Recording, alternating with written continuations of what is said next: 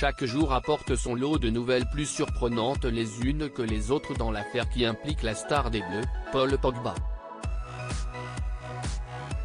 Fin août, son grand frère Mathias a posté une vidéo sur les réseaux sociaux dans laquelle il annonce qu'il va bientôt faire de grosses révélations concernant le footballeur de la Juventus de Turin. Une vidéo qui a fait un énorme buzz et qui a déclenché une affaire judiciaire et médiatique de grande ampleur.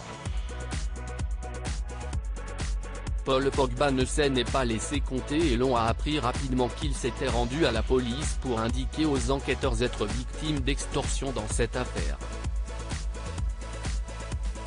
Visiblement, l'enquête avance plutôt bien puisqu'on a appris que plusieurs hommes viennent d'être mis en garde à vue dans le cadre de l'enquête pour extorsion en bande organisée et tentative ouverte par la justice française.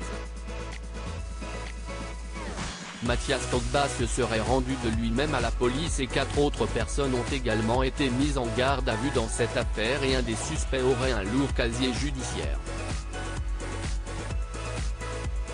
La mère de Paul Pogba est un autre personnage central de cette affaire et elle fait partie des premières personnes interrogées par les enquêteurs.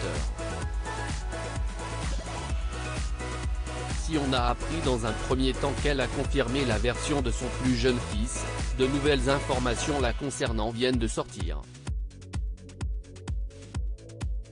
Des photos qui font froid dans le dos d'après un article du Parisien sorti dans la matinée, l'interrogatoire de Yo Moriba, la mère des frères Pogba, aurait été particulièrement traumatisant pour cette dernière.